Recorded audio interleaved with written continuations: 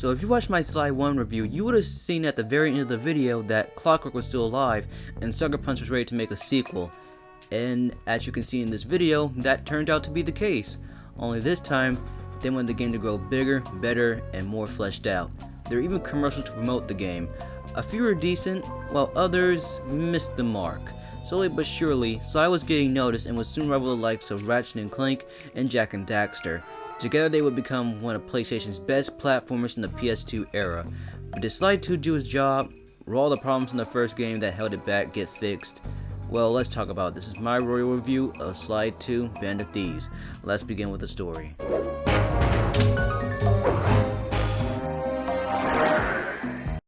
Two years have passed since the first game. Three familiar figures sneak into the museum and is revealed to be the Cooper Gang, featuring Sly Cooper himself, Bentley the Brains, and Murray. Oh wait, I think it likes to be called the Murray. Their mission is to steal the parts of Clockwork and destroy them, but as they go through the museum and notice that the Clockwork parts are missing, they're caught by Inspector Carmelita and newcomer Constable Neela. Neela reveals that it was the Claw Gang responsible for stealing the parts, allowing Sly to get a hint on what's going on. And after he and the gang manage to escape, we're given a recap on the situation. As you know from the first game, Clockwork was a being that was consumed with jealousy and hatred for the Coopers, and we're told how he was willing to replace his flesh and blood with metal machinery. Sly, of course, does not want this creature back from the dead, so in order to stop Clockwork's resurrection, he needs to travel across the world to stop the Claw Gang from making it a reality. The members they're aware of are Dimitri, Rajan, Bassan, and Arpeggio. The first member they decide to hunt down is Dimitri, who holds the Clockwork feathers, but he's taken care of rather quickly thanks to some assistance from Neela. Neela is the good cop to Carmelita's bad cop, and she seems to be willing to help Sly and his team stop the Claw Gang from behind the scenes. Their next target is Rajan, who is holding the Clockwork parts captive in his palace, so in order to steal the wings, Sly needs to disguise himself and gain the crowd's attention, while Bentley and Murray take care of Rajan's guards and security. They're able to steal the wings, only this time, Rajan manages to escape into his hidden hideout that holds the Clockwork heart. The team tracks him down, only this time, luck wasn't on their side on this mission. As they manage to gang up on Rajan, Neela suddenly betrays Sly, causing him to be injured.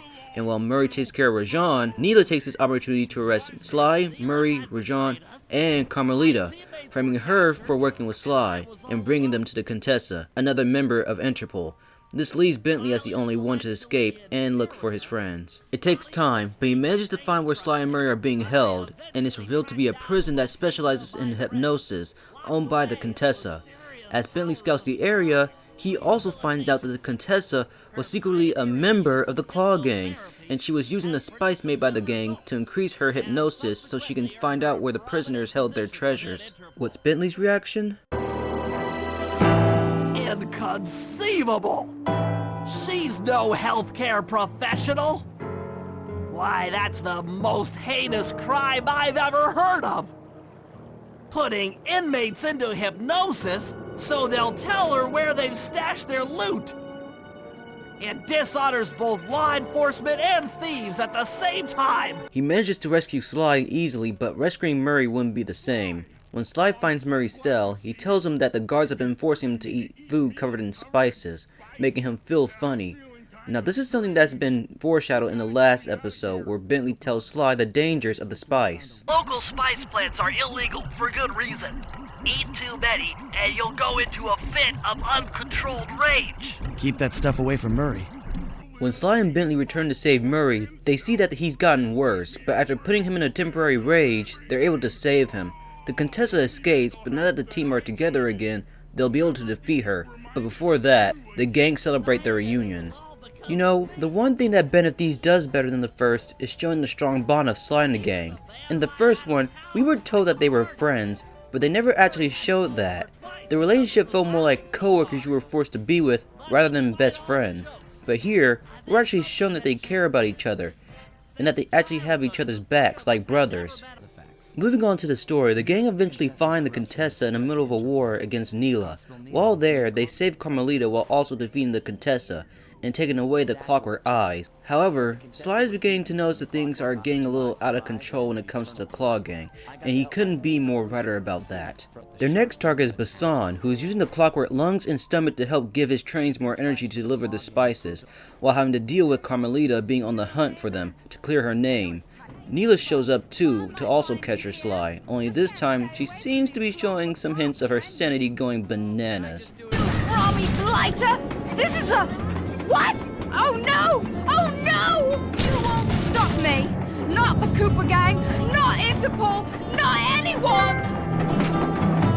Despite that, the mission is a breeze for the gang as they're able to steal 3 more parts. Unfortunately for them, good things don't last forever. When they decide to compete in the lumberjack games for the Clockwork Talons, they get desperate by disguising themselves as the judges. Bassan isn't fooled by this trick, so when he knocks them out and takes them to his lair, he reveals that he broke into the gang's hideout and sold all the clockwork parts and gave them to Arpeggio.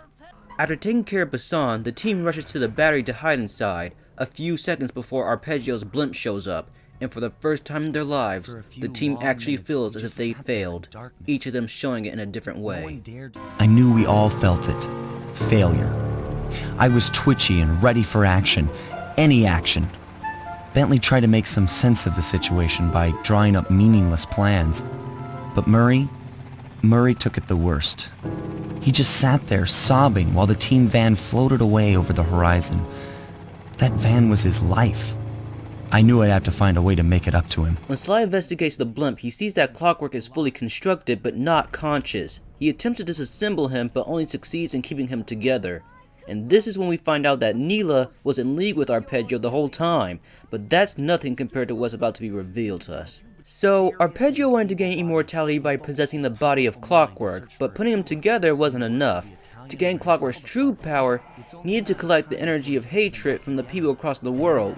So in order for that to work, he had Dimitri feed most of Paris the spices, and thanks to the Contessa, he found out he can use the Northern Lights to activate the hypnosis to force everyone in Paris to be consumed with rage and hatred. As he starts going into Clockwork, Neela betrays him and possesses Clockwork's body, merging together to become Clockla and killing Arpeggio. The gang is quickly running out of time, but it's not too late to stop Neela's plan. As a final resort, the team begins to weaken Neela by destroying the engines. Even Carmelita arrives to help take down the bird. It's a tough battle, but they manage to take her down. However, in order to completely destroy her, Bentley needed to remove the hate chip at the cost of him losing his legs. It isn't over though. Since Carmelita helped defeat Neela, Sly offers to turn himself in exchange for letting his friends go.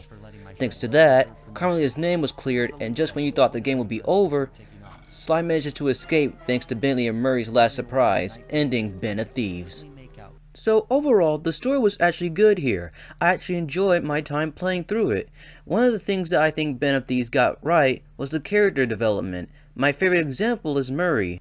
In the original, Sly commented that Murray was building up his courage, and you can clearly see that here. At first he started off as a burden who got himself into trouble on a few occasions, but now he's a force to be reckoned with. Bentley has also grown a lot. He originally was Sly's navigator and will always be Mr. Negative about the challenges Sly has to face, but now that he's required to be on the field, he also started to become more confident in himself. He may be a bit nervous, but he also grows to be a strong ally. Even Sly has changed a bit. He's become the troller of the group and feels like a more professional thief. There's also times when the thieves complete their mission, they go and celebrate by taking small vacations, like joining a concert or going out for camping. Sly 1 did this as well, but the celebrations actually feel more rewarding here. The team in general feels as if they have more expression, and there were a few scenes that made me laugh a bit. Thanks, pal. I was getting a Charlie horse standing in that box. My pleasure. You know how I love to mess around with Carmelita. Yeah, that's weird. Okay, so you want me to break the ground circuit on all these lightning rods so that a bolt will strike and destroy the giant attack robot posing as a water tower. That's an accurate summation. But it wasn't just the main 3 who gotten better, it was the villains. The Claw Gang I find are actually better than the Phoenix 5. Instead of just being cast in the shadows and minding their own business, the Claw Gang needed each other to complete their operations for the spices, and most of them will even speak to each other about their progress. The last 2 I should mention are Carmelita and Neela. Carmelita is more or less the same, still determined to catch her Sly in the gang. Neela is given a lot more character, but I still have some questions that the game never explains. For one, when did she become Arpeggio's student? How did they meet, and what was her motivation to join with Clockwork? The manual tells us where Neela was raised, but never discusses anything about her childhood. The game itself never gives us an origin story. Every other villain had their backstories revealed that explain why they chose their paths, but Neela doesn't get any of that, which makes her sudden reveal to the dark side very messy. The voice acting has gotten better. All the original cast reprised their roles as the main three, sounding a lot sharper than before. The same can't be said for Carmelita. No longer do we have Roxanne Ortega, but rather Alicia Glidewell, who I actually prefer. She also voices Neela as well, to my surprise. The graphics have gotten a major boost as well in both 2D and 3D cutscenes. I stated before that Sly 1's graphics were good, but now I'm comparing the two. Band of Thieves definitely have the better looks. Sly looks a bit skinny and flat in the first game, but now it looks as if he's grown some muscles. Looks like those 2 years of training did some good. The 2D cutscenes have gotten a lot better. They really evolved the style of a comic book, which I think paid off. Alright, it's about time I get into the gameplay. So the Thieves Raccoons was a linear-based stealth platformer that was about gaining collectibles to progress through the stage, but Band of Thieves expands and changes that to a positive degree. The worlds you travel through are now open-world areas. This means you can actually explore the map and become very creative on how you can complete the mission. Speaking of missions, there will be times when you're required to play a certain character to complete a certain mission, but even if you're not playing as that other character, most of the time they'll join you on a mission that requires their assistance. It shows that these three are no longer counting on one person to do everything. They're relying on each other when they really need it the most. One of the best parts of the game is when they discuss their operations, step by step, on the big screen, making the missions feel more important. If you somehow get lost or don't know where to go, then you can easily press the left stick to see a marker of where you need to go on the mission. Sly is about the same as he was in the first. He can jump and press the circle button to interact with almost any object that he can climb, slide, crawl, or hide. What's new to him and the team is the life meter. No longer do you have to worry about being insta-killed and getting game overs. You can now be a little bit more careless when spotted by guards. However, guards have also changed to compensate for this life meter. There are three types of guards, ones that can follow you pretty much wherever you go, ones that can call reinforcements, and then there are those that can give you heavy damage and can kill you rather quickly, so you don't want to get overcrowded and just run instead. Sly can also pickpocket. When you manage to sneak behind the enemy, you'll be able to steal coins and treasures so you can use them to pay for upgrades. There's even these very expensive treasures you can find around the map, and if you manage to bring most of them to the hideout, then you can really get the big bucks. Clue bottles have also returned. If you collect them all, then you'll be able to unlock hidden abilities. They're optional, so you don't need to get them all if you don't want to. That leads to our new playable characters, Bentley and Murray. Bentley plays similar to Sly minus the agility and the strength. He relies heavily on his gadgets to defend himself. He has sleep darts to take care of foes in long distance, and bombs he can use to do real damage, like sleep bombs and regular bombs. He has a physical attack, but is so weak that it's not recommended going full frontal assault against big tanks. Murray? He's the complete opposite. He can hit harder than Sly and Bentley combined, insta-kill almost any foe, he can carry objects to throw at his target, and even do a belly flop. Hippos are the strongest creatures on the planet, so this makes sense, but out of all the three, I honestly enjoy Sly the most with his acrobatic abilities. It's not like I didn't enjoy the other two, I just like how much more Sly can do. So yeah, I enjoy Band of Thieves. It really is a definition of a good sequel. They managed to fix the things that didn't work and made a better game that is more fleshed out than the first.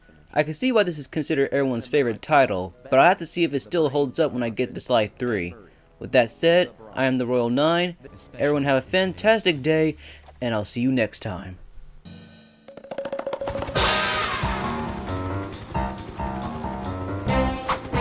I'll be seeing you soon, Ringtail.